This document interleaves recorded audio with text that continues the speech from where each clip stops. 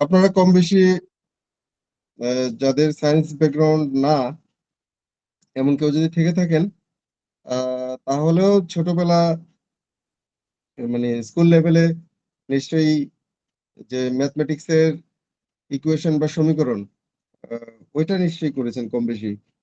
তো তার মানে আমি যেটা বলতে চাচ্ছি সেটা হচ্ছে গাণিতিক সমীকরণ নিয়ে সবারই কম বেশি ধারণা নিশ্চয়ই আছে।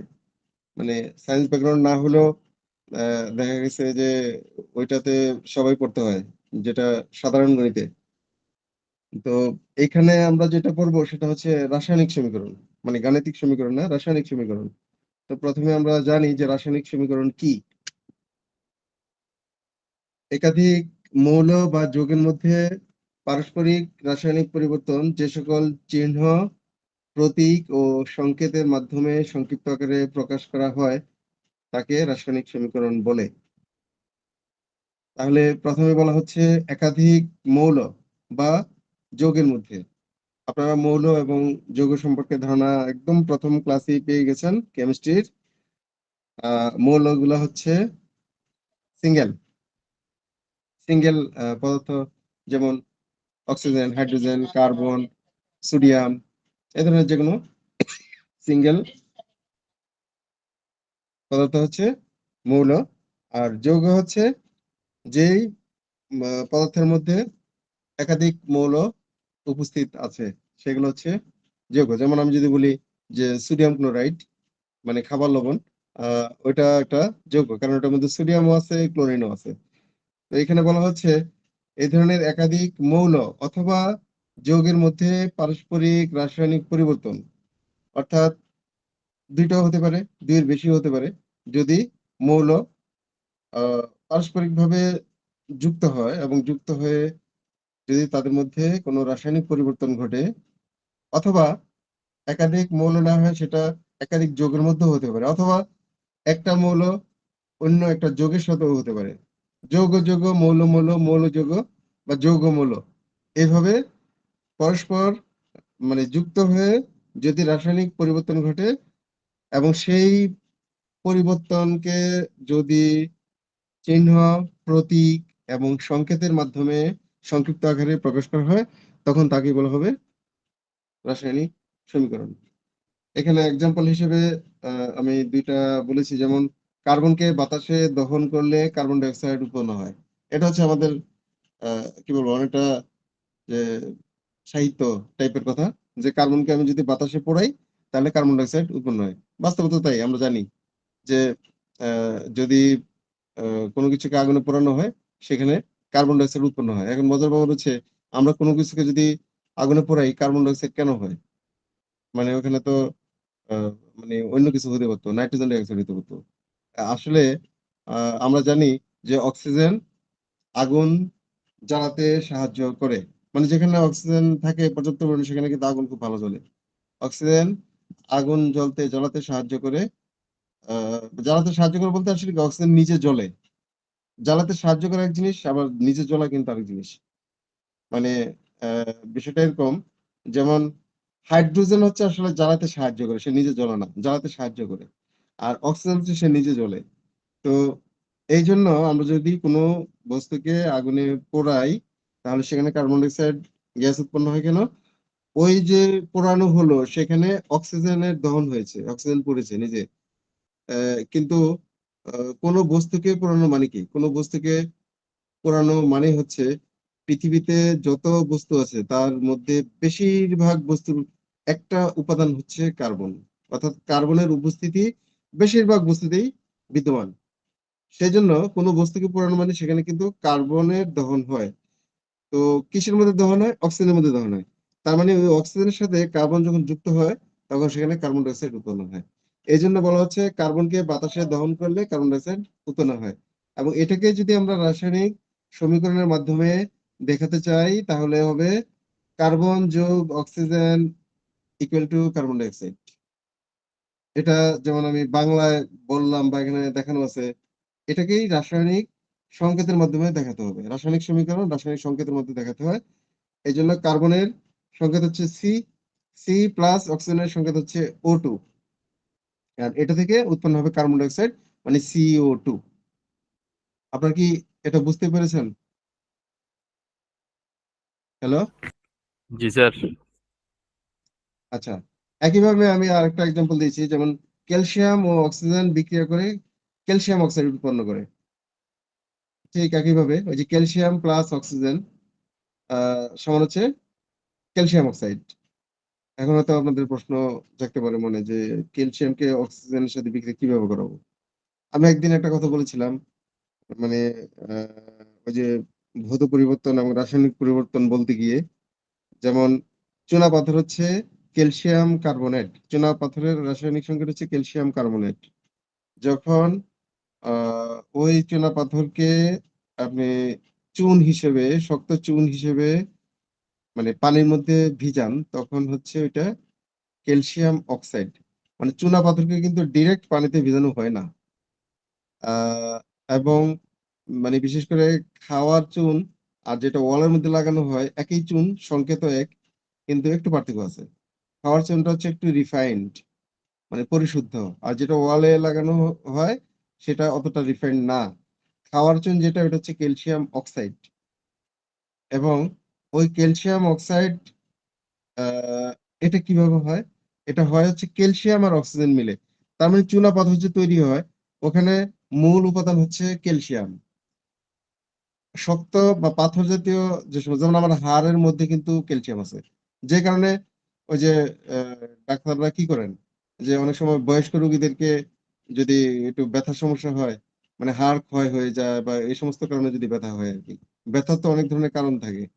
মানে যদি হাড় ক্ষয়জনিত ব্যথা হয়, তাহলে বয়স্ক রোগী হলে ক্যালসিয়াম টাইপের মেডিসিন খেতে দেন। আমাদের হোমিওপ্যাথিতে যেমন ক্যালকেরিয়া ফস আছে, ক্যালসিয়াম এটা। আর খাবারের মধ্যে হলে বিশেষ করে হচ্ছে আপনি মাছের কাঁটা চিবাই খাবেন, মুরগির হাড় চিবাই খাবেন, শুটকি খাবেন, এগুলোর মধ্যে পর্যাপ্ত পরিমাণে ক্যালসিয়াম আছে। আর এমনি একেবারে মানে খুব মজার খাবার হিসেবে ডিমের মধ্যে ক্যালসিয়াম থাকে, দুধের মধ্যে ক্যালসিয়াম থাকে। তো এগুলা খেলে ক্যালসিয়ামের ঘাটতি পূরণ হয়। এখন চুনা পাথরের মধ্যে ক্যালসিয়াম কিভাবে থাকে? চুনা পাথরের মধ্যে ক্যালসিয়াম আছে। তো ওই ক্যালসিয়াম অক্সিজেনের সাথে যখন যুক্ত হয়, অক্সিজেনের সাথে আসলে যুক্ত হয় কিভাবে? চুনা পাথর তৈরি হয় ওই জলীয় বাষ্পের মধ্যে তো অক্সিজেন আছে, ওখানে ক্যালসিয়াম এবং অক্সিজেনের সংস্পর্শে এসে এসে জমতে জমতে জমতে জমতে চুনা পাথর তৈরি হয়। ওই ক্যালসিয়াম অক্সাইডটা হচ্ছে চুনের যে শক্ত রূপ, ওটাকে যখন পানিতে ভিজানো হয়, দ্রবীভূত হয়, তখন রাসায়নিক বিক্রিয়া ঘটে। এমন চুনা পাথর দেখা গেছে, মানে চুন যেটা, ওটা পানির মধ্যে ভিজালেই টকবক করে মানে ফুটতে থাকে। মানে রাসায়নিক বিক্রিয়া যে হচ্ছে ওটা বোঝা যায়। এবং ওই সময় কিন্তু আপনি হাত দিলে দেখবেন যে পানিটা গরম হয়ে গেছে। এবং ওই বিক্রিয়ার ফলে যেটা গলিত চুন, ওই গলিত চুনের সংকেতটা কিন্তু চেঞ্জ হয়ে যায়। তখন সেখানে ওটা সংকেতটা হয়ে যাবে ক্যালসিয়াম হাইড্রোক্সাইড, কারণ পানির সাথে আবার ক্যালসিয়াম অক্সাইড যখন বিক্রিয়া করে, তখন ক্যালসিয়াম হাইড্রোক্সাইড হয়। এটা আমি জাস্ট রেফারেন্স হিসেবে বললাম, কিন্তু মূলত আমরা এখানে যেটা বলছিলাম, যে ক্যালসিয়াম অক্সিজেনের সাথে বিক্রিয়া করে ক্যালসিয়াম অক্সাইড উৎপন্ন করে, মানে ক্যালসিয়াম যোগ অক্সিজেন ইকুয়াল টু হচ্ছে ক্যালসিয়াম অক্সাইড। তাহলে এখানে আমরা দুইটা রাসায়নিক সমীকরণের এক্সাম্পল দিলাম। আমার মনে হয় আপনারা দুইটা এক্সাম্পল থেকে একটু হলেও বুঝতে পারছেন যে আসলে গাণিতিক যে সমীকরণ আর রাসায়নিক সমীকরণের মধ্যে স্টাইল হচ্ছে সেম। ওখানে গাণিতিক সমীকরণে বিভিন্ন অঙ্ক দিয়ে দেখানো হয়, জানা রাশি অজানা রাশি ইত্যাদির অঙ্ক দিয়ে দেখানো হয়। ওখানেও প্লাস মাইনাস তারপর ইকুয়াল টু ডান পাশে আবার কিছু থাকে। আর এখানেও কিন্তু তাই। হয়তো বলতে পারেন কই এখানে তো মাইনাস নেই। মাইনাস কি হয় রাসায়নিক সমীকরণে? হ্যাঁ, মাইনাসও হয়। কিন্তু আমরা যেহেতু এখানে যুক্ত যুক্ত বলতেছি বারবার, যুক্ত হয়ে এমুকের সাথে তমুক যুক্ত হয়ে, যুক্ত মানে হচ্ছে প্লাস। এখন মাইনাসও হয় কোনো কোনো রাসায়নিক বিক্রিয়া, সেগুলো আরো অনেক মানে একটু উপরের লেভেলের বিক্রিয়া, সেখানে হয়তো পরে যেতেও পারি। তো জাস্ট আমি সমীকরণটা বোঝানোর জন্য, যে রাসায়নিক পদার্থের যে সমীকরণ সেটা হচ্ছে রাসায়নিক সমীকরণ, মানে কার সাথে কে যুক্ত হয়ে কি উৎপন্ন হচ্ছে রাসায়নিক সমীকরণের মাধ্যমে, সেই জিনিসটা বোঝা যায়। তাহলে রাসায়নিক সমীকরণ ওকে। এখন আমরা দেখি রাসায়নিক বিক্রিয়া কি। যে প্রক্রিয়ায় কোনো পদার্থ, যে প্রক্রিয়ায় কোনো পদার্থ, সেটা এক বা একাধিক পদার্থ হতে পারে, বিয়োজিত হয়ে সম্পূর্ণ নতুন ধর্ম বিশিষ্ট এক বা একাধিক পদার্থ উৎপন্ন করে, বা একাধিক পদার্থ পরস্পর যুক্ত হয়ে সম্পূর্ণ নতুন ধর্ম বিশিষ্ট এক বা একাধিক পদার্থ গঠন করে, সেই প্রক্রিয়াকে বলা হয় রাসায়নিক বিক্রিয়া।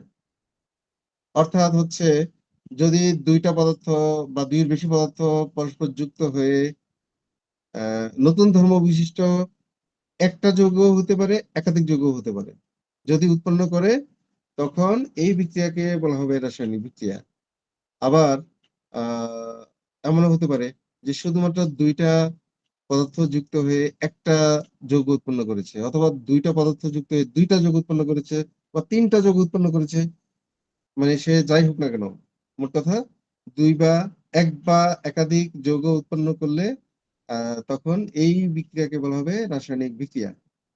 এখন রাসায়নিক বিক্রিয়ায় আমরা যেহেতু একটু আগে রাসায়নিক সমীকরণ দেখেছি, কারণ আমরা রাসায়নিক বিক্রিয়া যখন হয় তখন সেখানে কি কি আসলে থাকে আমরা একটু জানি। রাসায়নিক বিক্রিয়ায় যেসব পদার্থ অংশগ্রহণ করে এবং যেসব পদার্থের অণুর রাসায়নিক পরিবর্তন ঘটে সম্পূর্ণ ভিন্ন ধর্মের অন্য পদার্থ উৎপন্ন হয় তাকে বিক্রিয়ক বলে। তার মানে আমি যদি পিছনের স্লাইডটাতে যাই, এই স্লাইডে আমরা দেখতেছি যে রাসায়নিক সমীকরণ, দুইটা রাসায়নিক সমীকরণ, তার মধ্যে যে যে পদার্থ যুক্ত হয়ে নতুন পদার্থ তৈরি করছে, যে যে পদার্থ যুক্ত হচ্ছে তাদেরকে বলা হবে বিক্রিয়ক। এখানে যেমন কার্বন এবং অক্সিজেন পরস্পর যুক্ত হচ্ছে, যুক্ত হয়ে কার্বন ডাই অক্সাইড উৎপন্ন করতেছে, তাহলে এখানে কার্বন এবং অক্সিজেন হচ্ছে বিক্রিয়ক। আর নতুন যে পদার্থ উৎপন্ন হবে সেটা একটাও হতে পারে, একাধিক হতে পারে, তাদেরকে বলা হয় বিক্রিয়াজাত পদার্থ, অর্থাৎ নতুন ধর্মবিশিষ্ট যে পদার্থ উৎপন্ন হয়। এবং আমি কোনো একটা ক্লাসে বলেছিলাম ওই যে ভৌত পরিবর্তন এবং রাসায়নিক পরিবর্তন বলতে গিয়ে, যে যে পরিবর্তনে মানে স্থায়ী পরিবর্তন এবং নতুন ধর্ম বিশিষ্ট পদার্থ তৈরি হবে, সেই পরিবর্তনটাই হবে রাসায়নিক পরিবর্তন। এবং এক্সাম্পল হিসেবে আমি বলেছিলাম যেমন দুধ থেকে ছানা অথবা দুধ থেকে দই। এবং হচ্ছে রাসায়নিক পরিবর্তন যখন হবে তখন নতুন ধর্ম বিশিষ্ট যে পদার্থ উৎপন্ন হবে সেটা থেকে আবার পূর্বের পদার্থ ফিরে পাওয়ার কোনো সুযোগ নেই। যেমন আপনি যদি দুধ থেকে ছানা তৈরি করেন, ছানা থেকে কখনো দুধ পাবেন না। অথবা দুধ থেকে দই তৈরি করেন, দই থেকে কিন্তু কখনো দুধ পাবেন না। আপনি এটাকে যদি ভাঙেন তাহলে মাঠা পাবেন, মাঠা, অথবা লাচ্ছি পাবেন, দুধ পাবেন না। তাহলে এই পরিবর্তনটাই হচ্ছে রাসায়নিক পরিবর্তন। এখন যদি আমি একটা মোমবাতি জ্বালাই, তাহলে কি হবে? বাতিটা জ্বলতে থাকবে, আস্তে আস্তে মোম গলবে গলবে, কিছু মোম উড়েও যাবে, বাতাসে উড়ে চলে যাবে কিছু মোম। আবার কিছু মোম হচ্ছে গলে গলে নিচে পড়তে থাকবে, আবার বাতাসের সংস্পর্শে এসে গলিত মোম শক্ত হয়ে যাবে। তাহলে এখানে এটা কোন ধরনের পরিবর্তন আপনারা কি কেউ বলতে পারবেন? এই যে আগুনে যখন মোমবাতি জ্বলে তখন মোমবাতি জ্বলতেছে, একটা পরিবর্তন কিন্তু হচ্ছে, যে শক্ত মোমটা গলে আবার তরল মোমে পরিণত হয়, আবার তরল মোমটা বাতাসের সংস্পর্শে শক্ত হয়। তাহলে এই পরিবর্তনগুলো কোন পরিবর্তন? অর্থাৎ মোমবাতি যে দহন হচ্ছে এটা কোন পরিবর্তন আপনারা বলতে পারবেন? বলেন তো।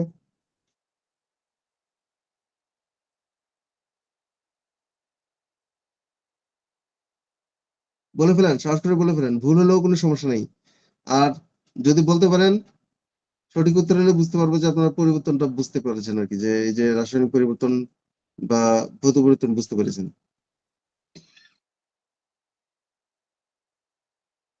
আমাকে কি শোনা যাচ্ছে? হ্যালো। জি স্যার, শোনা যাচ্ছে। বলেন। মোমবাতি আগুনে দহনের ফলে কিছু মোম মানে গলে তরলে রূপান্তরিত হচ্ছে, আবার বাতাসের সংস্পর্শে শক্ত হচ্ছে। তো এখানে তো একটা পরিবর্তন হচ্ছে, তো এই পরিবর্তনটা কোন ধরনের পরিবর্তন? এটা কি রাসায়নিক পরিবর্তন না ভৌত পরিবর্তন? রাসায়নিক পরিবর্তন স্যার। না, এটা হচ্ছে ভৌত পরিবর্তন। কারণ মোমবাতি থেকে গলে যদিও তরল হচ্ছে, আবার কিন্তু বাতাসের সংস্পর্শে সেই আপনি ফিরে আবার সেই মোমই হচ্ছে, মানে শক্ত মোমই হচ্ছে। মানে কিছু মোম হয়তো আপনার বাতাসে উড়েও চলে যাচ্ছে, বাট আমি যেটা বলতে চাচ্ছি যে তরলে রূপান্তরিত হওয়ার পরও বাতাসের সংস্পর্শে আবার শক্ত হয়ে সেই মোমই কিন্তু হচ্ছে। বাট আমি একটু আগে আরেকটা এক্সাম্পল যেটা দিয়েছিলাম, যে আপনার দুধ থেকে ছানা তৈরি করলেন, ছানা কি কোনোভাবে আপনার চেঞ্জ হয়ে আবার দুধ হয়? হয় না। দই, আপনি দই তৈরি হলো, তারপর এটাকে আপনি যতই চেষ্টা করেন, আপনি এটা দিয়ে মাঠা বানাইতে পারবেন, লাচ্ছি বানাইতে পারবেন, দুধ কিন্তু আর পাবেন না। বাট মোম থেকে আপনি আবার মোমই পাচ্ছেন। কাজে এটা হচ্ছে ভৌত পরিবর্তন, মানে বাহ্যিক ভাবে পরিবর্তন হচ্ছে, তরল হচ্ছে, আবার বাতাসের সংস্পর্শে শক্ত মোমই হচ্ছে। বাট যেটা দুধ থেকে ছানা বা দুধ থেকে দই, এগুলা কিন্তু রাসায়নিক পরিবর্তন। আর মোমবাতি যে আগুনে পোড়ালে সেটা হচ্ছে ভৌত পরিবর্তন। কত পরিবর্তন। তো ভৌত পরিবর্তন, ভৌত পরিবর্তন। ধরেন আমি আরেকটা আহ, সহজ একটা উদাহরণ দেই। সেটা হলো আহ, আপনি ইয়ে করলেন, এই যে পানির মধ্যে লবণ গলে স্যালাইন, মনে করেন যে লবণ পানি মানে স্যালাইন পানি আর কি তৈরি করলেন। এখন ওই যে স্যালাইন পানি, এটা কোন ধরনের পরিবর্তন বলেন?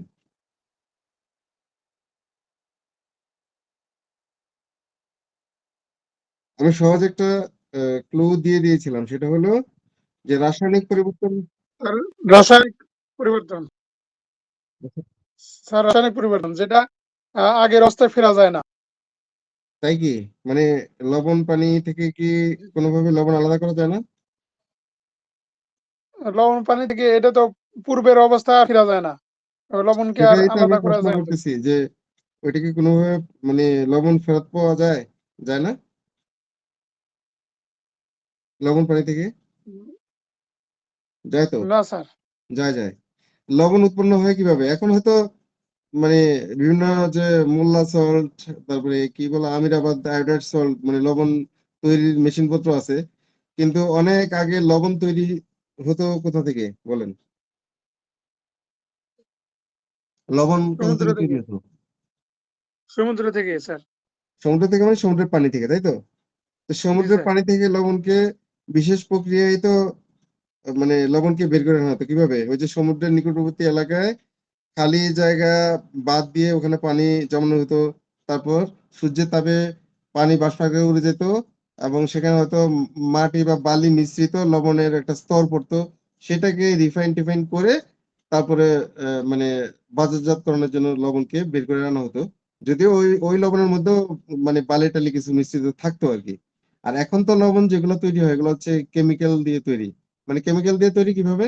সমুদ্রের পানি থেকে তৈরি লবণেও যেমন সোডিয়াম ক্লোরাইড আছে, এবং এখন যে লবণ সেটার মধ্যে সোডিয়াম ক্লোরাইড আছে, কিন্তু পার্থক্যটা হচ্ছে যে ওইটা ন্যাচারাল, সমুদ্রের পানিটা হচ্ছে ন্যাচারাল।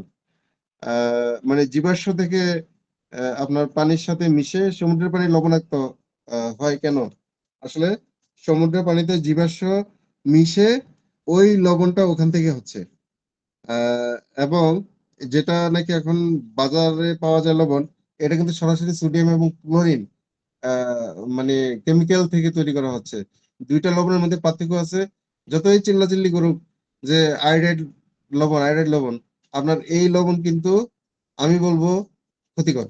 এখনকার আমরা যে লবণ খাচ্ছি সেই লবণ ক্ষতিকর। কেমন, কোন ধরনের ক্ষতিকর? মানে আপনারা তো নিশ্চয়ই জানেন যে লবণ কিন্তু আমাদের কি করে বলেন তো?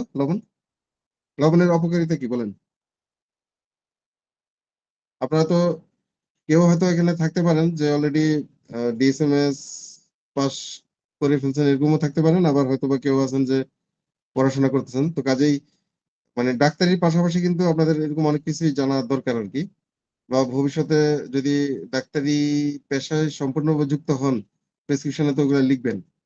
তো কেন লিখবেন সেটাও তো আপনার জানা থাকতে হবে, যে কেন আমি এটা লিখতেছি। তো লবণের অপকারিতা কি বলেন, জানেন? লবণের অপকারিতা কি? লবণ হচ্ছে খুবই দরকারি জিনিস। মানে আমাদের খাবার লবণ ছাড়া তো টেস্টি হয় না, কিন্তু লবণের অপকারিতাও আছে। অপকারিতা কি জানেন? বলেন, আপনারা একটু ফ্রি হন, নাহলে তো ক্লাস করে মজা পাবেন না, আর আমিও বুঝতে পারবো না। স্যার লবণ বেশি হয়ে গেলে পারে, হুম। শরীরে লবণ বেশি হয়ে গেলে হুম। এ, মানে হরমোন জাতীয় মনে কোনো সমস্যা হয়। আমি একটা রুগী গিয়ে দেখছি যে অনেক সময় লবণ বাইরে যাও না। আহ, আর হ্যাঁ, ওটা থাইরয়েড হরমোন জাতীয় যেটা বলছেন যে সমস্যা হতে পারে, এটা অবশ্য অনেক পরের স্টেজের। আমি একটু সাধারণ নিয়ে জানতে চাচ্ছিলাম, যেটা মানে দেখবেন যে অহরহ মানে ডাক্তাররা প্রেসক্রাইবও করে, সেটা অ্যালোপ্যাথি ডাক্তার হোক আর হোমিওপ্যাথি ডাক্তার হোক, সেটা হচ্ছে যে লবণ আমাদের শরীরের উচ্চ রক্তচাপ মানে হওয়ার জন্য সাহায্য করে। অর্থাৎ বেশি বেশি লবণ খেলে আপনার রক্তচাপ বৃদ্ধি পাবে। এবং আমি একটু ধরাই দিই, সেটা হচ্ছে যারা দেখবেন যে অনেক সময় প্রেসার কমে যায়, তাড়াতাড়ি করে কি বলে, স্যালাইন খাও স্যালাইন খাও বলে না, করে কি না? জি স্যার। আর একটু বলি, বিশেষ করে এই যে সামনে রোজা আসতেছে, রোজার সময় স্বাভাবিকভাবে মানুষ সারাদিন রোজা থাকার পর ওই অনেকে আছে কিন্তু মানে ইফতারটা করেই হয়তো একটু স্যালাইন ওয়াটারও খায় কিন্তু। এটা তো দেখছেন নিশ্চয়ই, না?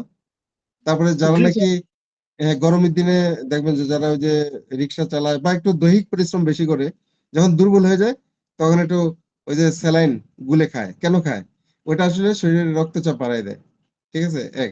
তো রক্তচাপ বাড়ায় দেওয়া, এটা কিন্তু একটা মানে খুশির সংবাদ কিংবা মানে উপকারী জিনিস হিসেবে আমি বলতে চাচ্ছি না। সেটা দরকার হলে তো দুই একবার এরকম খাওয়া যায়, কিন্তু স্বাভাবিকভাবে যদি কোনো মানুষ লবণ বেশি খায়, বেশি বেশি লবণ খায়, মানে সবসময় বেশি বেশি লবণ খায় খাবারে, তাহলে তার কিন্তু উচ্চ রক্তচাপ হওয়ার সম্ভাবনা থাকে।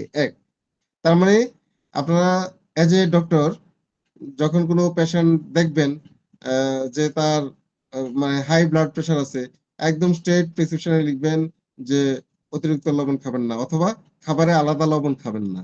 মানে তরকারিতে যেটুক লবণ আছে পর্যাপ্ত, ওইটাই চলবে, আলাদাভাবে লবণ খাওয়ার দরকার নেই।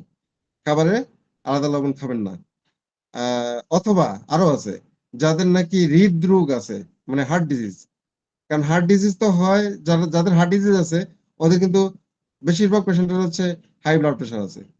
তো এই উচ্চ মানে রক্তচাপ জনিত যাদের হার্ট ডিজিজ, অথবা মনে করেন যে শুধু হার্ট ডিজিজ আছে, এই তাদেরও কিন্তু লবণ খাওয়া নিষেধ। ঠিক আছে? তাহলে লবণের এগুলো কিন্তু খুব মানে ক্ষতিকর দিক। এছাড়াও আরো অনেক কারণ আছে, যেমন দীর্ঘদিন যারা আহ, লবণ খায়, এক্সট্রা লবণ খায় বেশি বেশি, হয়তো অল্প বয়সে সেটা অনুভব নাও করতে পারে, কিন্তু যখন মানে বয়স বাড়তে থাকে তখন কিন্তু ব্যথার সমস্যা দেখা দেয়। ব্যথার এটা একটা হয়তো কখনো কোনো ডাক্তারের কাছে শুনেছেন কিনা জানি না, তবে এটা ব্যথার একটা অন্যতম সহায়ক, লবণ। তো আমি যেটা আসলে বলতে চাচ্ছিলাম, যে জায়গা থেকে আসছি, যে সমুদ্রের পানি থেকে তৈরি লবণে অতটা সমস্যা হয় না, কারণ ওটা হচ্ছে প্রাকৃতিক। আর মানে এক কথা বলবো, খোদার দেওয়া জিনিস। আর যেটা এখন কৃত্রিম ভাবে পাওয়া যায় মার্কেটে, সেটা আপনারা জানেন, এই যে অহরহ বিভিন্ন ইয়াতে বলে যে সাদা চিনি খাবেন না, সাদা চিনি হচ্ছে বিষ। এটা আপনারা দেখেন না? দেখেন তো নিশ্চয়ই, তাই না? এই যে জি অনলাইনে স্যার। বিভিন্ন সময় সাদা চিনি বিষ। কেন? আগে তো মানুষ চিনি খেয়েছে, আখের চিনি। এখন আখের চিনিটা হচ্ছে প্রাকৃতিক, খোদার দেওয়া জিনিস। সাদা চিনি যেটা, এটা কেমিক্যাল থেকে তৈরি করা হয়। তার মানে আলটিমেটলি কিন্তু যে কেমিক্যাল জাত যে কোনো মানে খাদ্যদ্রব্য হোক, মানে সেটা যাই হোক, যেটা আমরা আমাদের শরীরে ঢুকবে, ওটারই মনে করবেন যে দীর্ঘ সময় পরে একটা রিয়েকশন কিন্তু আছে। তো আমি কোন জায়গা থেকে আসছিলাম, সেটা হচ্ছে ওই যে রাসায়নিক বিক্রিয়া, যে মানে রাসায়নিক পরিবর্তন, যে সোডিয়াম ক্লোরাইড, সেটা আপনি যদি এক গ্লাস পানিতে সোডিয়াম ক্লোরাইড বা লবণ মিশিয়ে শরবত তৈরি করেন, তাহলে আমি বলছিলাম যে রাসায়নিক পরিবর্তন মানে হচ্ছে সেই পদার্থ পূর্বের মানে পদার্থ আবার ফিরে পাওয়া যদি না যায়, তাহলে সেটা হচ্ছে রাসায়নিক পরিবর্তন।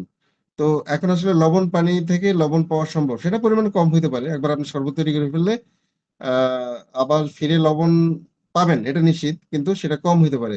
এখন আপনি হয়তো বলতে পারেন এটা কিভাবে সম্ভব। হ্যাঁ, সম্ভব।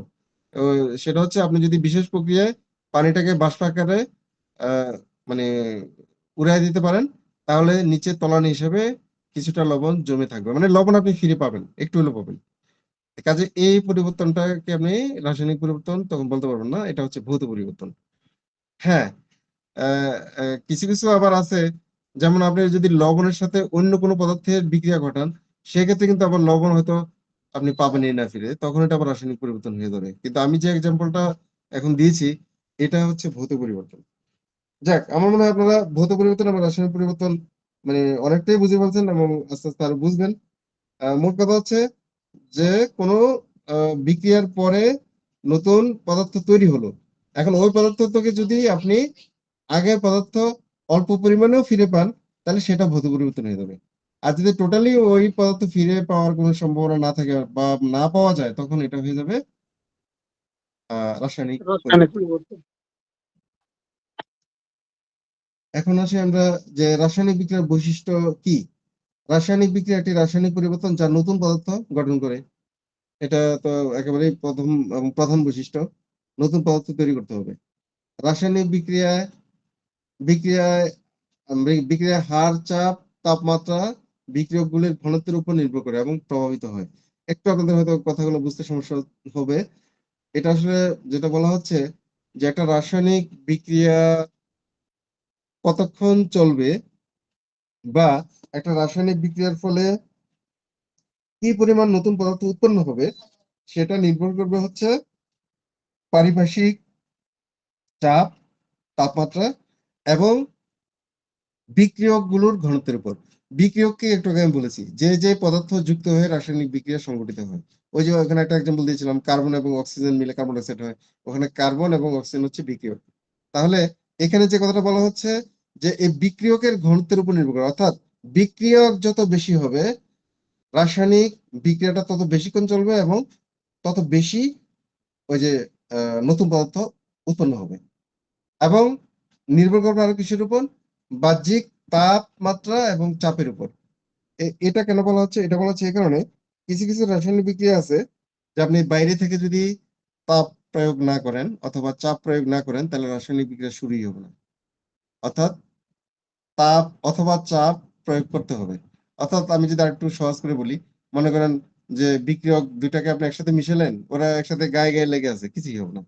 আপনি ওখানে হয়তো তাপ দিতে হবে নিচে, তাপ দিলে তখন বিক্রিয়া শুরু হবে।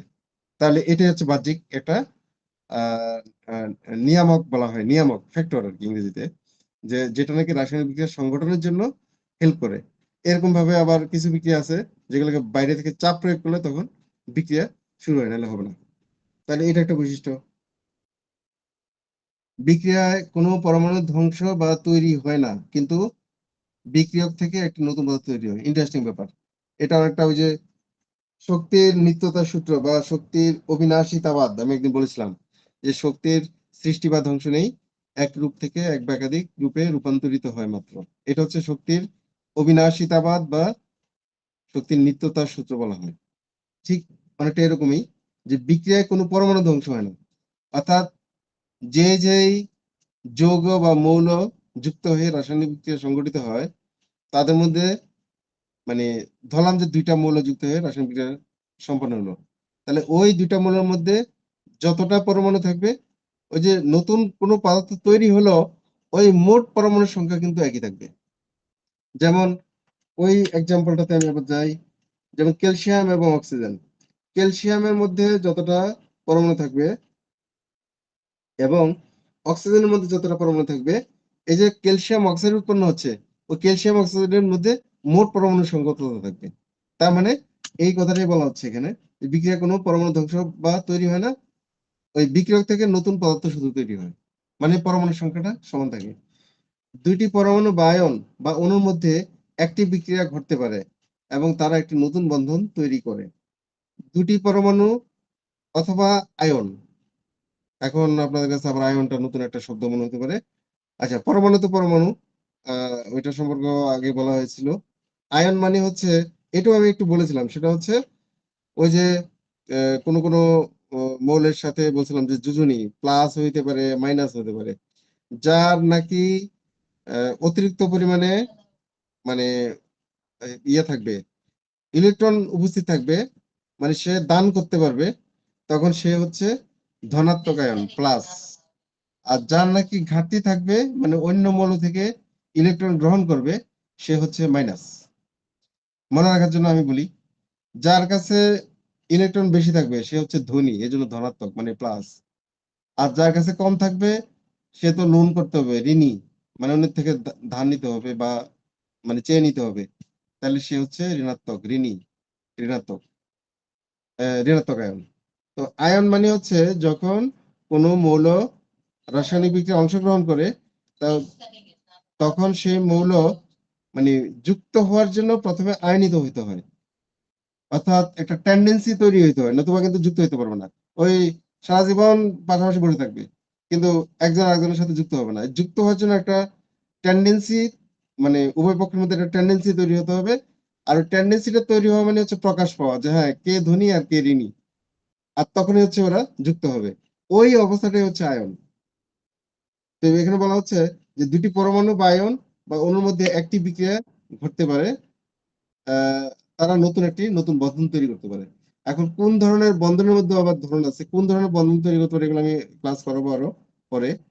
আহ এবং তখন মজা পাবেন যে এই যে আয়ন বললাম, এখানেও কিন্তু আরো ব্যাপার আছে, যে গিভ এন্ড টেক নাকি শেয়ারিং, এগুলো ব্যাপার আছে, এগুলো আমি ক্লাস করলে আস্তে আস্তে বুঝতে পারবেন। এখন আমরা একটু জানি, আমরা বৈশিষ্ট্যগুলো জেনে ফেললাম। এখন আমরা জানি যে রাসায়নিক বিক্রিয়ার প্রকার আছে কিছু, যে মানে বিভিন্ন ধরনের রাসায়নিক বিক্রিয়া আছে এবং নামও আছে।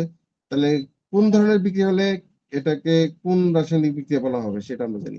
যেমন সংযোজন বিক্রিয়া, যে বিক্রিয়ায় দুই বা ততোধিক মৌলিক বা যৌগিক পদার্থ বিক্রিয়া করে একটি মাত্র যৌগ উৎপন্ন করে তাকে বলা সংযোজন বিক্রিয়া। তার মানে দুইটা মৌল অথবা দুইটা যৌগ অথবা দুইটা বেশি হতে পারে, যুক্ত হয়ে যদি একটা যৌগ তৈরি করে, তখন এটাকে বলা হবে সংযোজন বিক্রিয়া, মানে এখানে সংযোজিত হয়েছে। যেমন অ্যামোনিয়া প্লাস হাইড্রোজেন ক্লোরাইড, এক্সাম্পলটা এখানে দেখেন। সংযোজন বিক্রিয়া অ্যামোনিয়া প্লাস হাইড্রোজেন ক্লোরাইড থেকে যুক্ত হয়ে যে যৌগটা উৎপন্ন হয়েছে এটার নাম হচ্ছে অ্যামোনিয়াম ক্লোরাইড। অ্যামোনিয়াম ক্লোরাইড যুক্ত হয়েছিল অ্যামোনিয়া প্লাস হাইড্রোজেন ক্লোরাইড, আর যে যৌগটা উৎপন্ন হয়েছে এটা হচ্ছে অ্যামোনিয়াম ক্লোরাইড। এবার আসি সংশ্লেষণ বিক্রিয়া, যে রাসায়নিক বিক্রিয়া দুই বা ততোধিক মৌলিক পদার্থ বিক্রিয়া করে একটি মাত্র যৌগ উৎপন্ন করে। তাহলে আগেরটা আর এটার মধ্যে পার্থক্য কি? আপনি কি কোনো পার্থক্য দেখতে পাচ্ছেন? একটু বলবেন। যে প্রথমটা তো বলছি আমি যে দুই বা ততোধিক মৌলিক বা যৌগিক পদার্থ বিক্রিয়া করে একটি মাত্র যৌগ উৎপন্ন করে। পরেরটা তো বলতেছি যে রাসায়নিক বিক্রিয়া দুই বা ততোধিক মৌলিক পদার্থ বিক্রিয়া করে একটি মাত্র যৌগ উৎপন্ন করে। দুটোর মধ্যে পার্থক্য কি? এটা হচ্ছে সংশ্লেষণ বিক্রিয়া, আগেরটা সংযোজন বিক্রিয়া। দুটোর মধ্যে কি কোনো পার্থক্য আছে?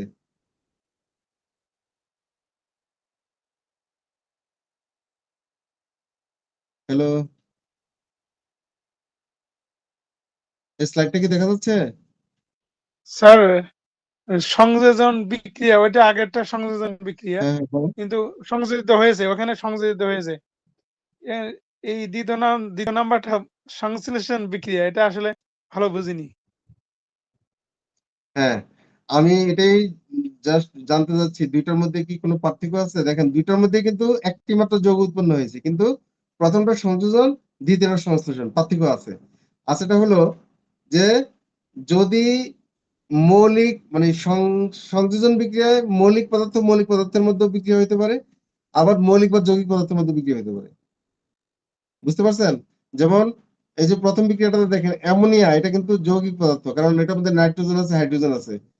যুক্ত হয়েছে কার সাথে? আরেকটা যৌগিক পদার্থের সাথে, হাইড্রোজেন ক্লোরাইড। ওটার মধ্যে হাইড্রোজেন আছে, ক্লোরিন আছে, মানে ওটাও যৌগিক পদার্থ। এই দুই ধরনের যৌগিক পদার্থ যুক্ত হয়ে অ্যামোনিয়াম ক্লোরাইড একটা যৌগ উৎপন্ন করছে। এটা এই জন্য এটা হচ্ছে সংযোজন বিক্রিয়া। মানে সংযোজন বিক্রিয়া মানে হচ্ছে যদি মৌলিক পদার্থ যুক্ত হয়, অথবা মৌলিক পদার্থ যৌগিক পদার্থ যুক্ত হয়, অথবা যৌগিক পদার্থ যুক্ত হয়, তাহলে তাদেরকে বলা হবে সংযোজন বিক্রিয়া।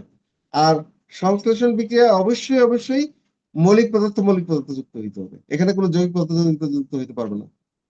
আর তখনই হবে এটা সংশ্লেষণ বিক্রিয়া। দেখেন এখানে কার্বন একটা মাত্র মৌল, অক্সিজেন একা একা আসে অক্সিজেন, এই জন্য এটা হচ্ছে সংশ্লেষণ বিক্রিয়া। এখন কি বুঝতে পারছেন? জি স্যার, এটা বুঝতে পারছি এখন। হ্যাঁ। বিয়োজন বিক্রিয়াটা হচ্ছে জাস্ট এই বিক্রিয়াগুলোর উল্টা। এখানে হচ্ছে একটা যৌগ উৎপন্ন হয়েছে, তাই না, এই দুটো বিক্রিয়া। আর বিয়োজনটা হচ্ছে বিয়োজিত হওয়া, অর্থাৎ একটা যৌগ ভেঙে দুই বা ততোধিক মৌল বা যৌগ উৎপন্ন হবে। যেমন দেখেন এই যে ক্যালসিয়াম কার্বনেট মানে চুনা পাথর, এটা ভেঙে হচ্ছে ক্যালসিয়াম অক্সাইড আর কার্বন ডাইঅক্সাইড, মানে দুইটা যৌগ উৎপন্ন হচ্ছে, বিয়োজিত হচ্ছে, এটাকে বলা হচ্ছে বিয়োজন বিক্রিয়া। তারপর আসি প্রতিস্থাপন বিক্রিয়া। প্রতিস্থাপন শব্দটা শুনেই বোঝা যাচ্ছে প্রতিস্থাপিত হওয়া, মানে রিপ্লেসমেন্ট। যে বিক্রিয়ায় একটি মৌল অন্য একটি যৌগের অণুর এক বা একাধিক পরমাণুকে সরিয়ে নিজের স্থান দখল করে তাকে বলা হচ্ছে প্রতিস্থাপন বিক্রিয়া। যেমন দেখেন ওই উদাহরণটার দিকে তাকান, জিঙ্ক। জিঙ্ক মানে কি? দস্তা। জিঙ্ক প্লাস সালফিউরিক অ্যাসিড, এই যে হাইড্রোজেন সালফেট মানে সালফিউরিক অ্যাসিড। তার মানে সালফিউরিক অ্যাসিডের সাথে জিঙ্ক যখন যুক্ত হয় তখন উৎপন্ন হচ্ছে জিঙ্ক সালফেট আর হাইড্রোজেন গ্যাস। তাইলে দেখেন ইন্টারেস্টিং ব্যাপার এখানে, এই জিঙ্ক কি করলো? জিঙ্ক ওই যে হাইড্রোজেনকে সরাই দিয়ে হাইড্রোজেনের জায়গায় গিয়ে বসছে এবং বসে জিঙ্ক সালফেট হয়ে গেছে। আর হাইড্রোজেনকে সরাই দিয়েছে, সে হাইড্রোজেন গ্যাস হয়ে চলে গেছে। তাহলে এখানে কি করলো? হাইড্রোজেনকে প্রতিস্থাপন করলো। এই জন্য এটাকে বলা হচ্ছে প্রতিস্থাপন বিক্রিয়া। বুঝা গেল? জি স্যার। প্রশমন বিক্রিয়া। প্রশমন আমরা শব্দটা পরিচিত, প্রশমিত হওয়া। যেমন মনে করেন একজন খুব রেগে গেছে, রেগে যাওয়ার পর তার খুব ক্লোজ বন্ধু এসে বললো, দোস্ত ঠিক আছে মাথা গরম করিস না, ঠান্ডা হও ঠান্ডা হও। এখন দোস্ত বলছে, কিংবা মনে করেন তার প্রিয় বান্ধবী এসে বলছে, এই তুমি এত রেগে গেছে কেন, একটু ঠান্ডা হও, এত রাগা ভালো না। বাস বান্ধবীর কথা শুনে সে একটু কুল হয়ে গেল। তার মানে কি? তার রাগ প্রশমিত হলো। এই ধরনের যে বিক্রিয়াগুলা, যেমন এখানে যে বিক্রিয়ায় একটি অ্যাসিড একটি ক্ষারের সাথে যদি বিক্রিয়া করে তাহলে লবণ এবং পানি উৎপন্ন করে। কি সুন্দর! তার মানে অ্যাসিডের সাথে যখন ক্ষার বিক্রিয়া করে তখন লবণ এবং পানি উৎপন্ন করে। তো এতে কি হবে? লবণ পানি উৎপন্ন হলে লাভ কি?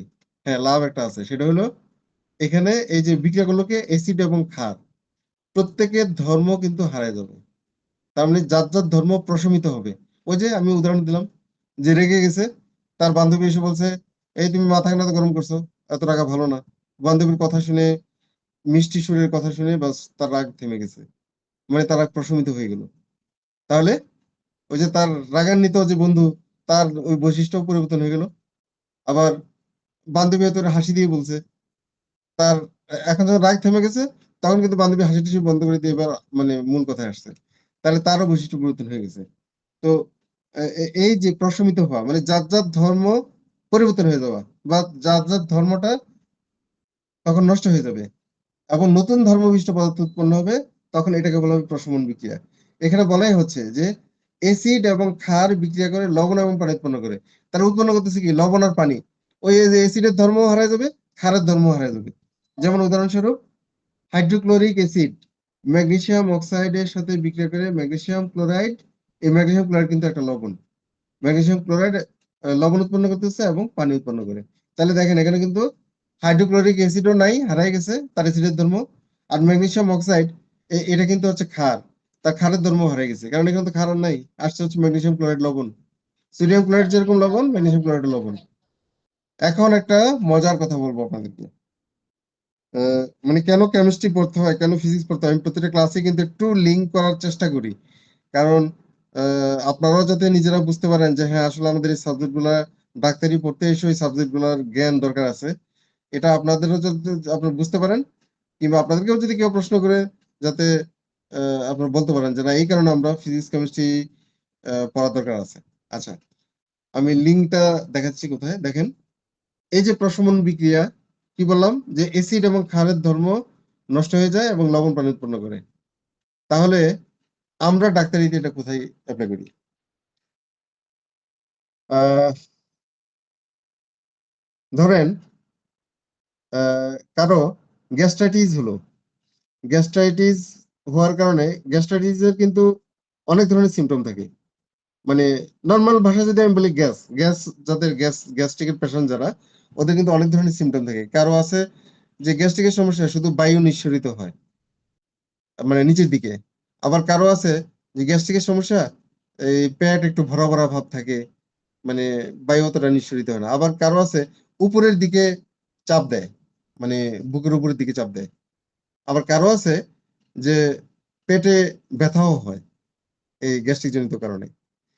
এখন এই ধরনের সমস্যার ক্ষেত্রে যদি পেটে ব্যথা হয় একটু গ্যাস্ট্রিক জনিত কারণে, তখন আমরা আমাদের হোমিওপ্যাথি মেডিসিন কিন্তু অনেক সময় ওই ম্যাগনেসিয়া ফসফারিকাম নামক একটা মেডিসিন আছে, যেটা বায়োকেমিক ফর্মেই আছে।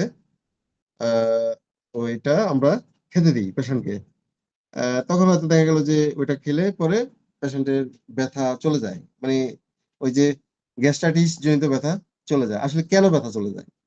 এখন আসেন, এই যে ম্যাগনেসিয়া ফসফরিকাম, এটার যদি আমি বলি যে রাসায়নিক উপাদান ওখানে কি কি আছে, সেটা মেডিসিনটা আমার প্রাকৃতিক যে কোনো কিছু থেকেই তৈরি করা হোক, কিন্তু আমি যদি রাসায়নিক বা বৈজ্ঞানিক ভাবে এটা বলতে চাই, তাহলে ওখানে আছে ম্যাগনেসিয়া আর ফসফরাস, এবং সেটা হচ্ছে একটা লবণ। এমনিতেও এটা লবণ। বায়োকেমিক যে মেডিসিন গুলো, এগুলো কিন্তু লবণ 12টা। এই যে হোমিওপ্যাথির পাশাপাশি যে বায়োকেমিক ইউজ করা হয়, যে 12টা মানে মেডিসিন, ওগুলো কিন্তু প্রতিটাই লবণ। ম্যাগনেসিয়াম ফসফরিকাম এটা কিন্তু লবণ।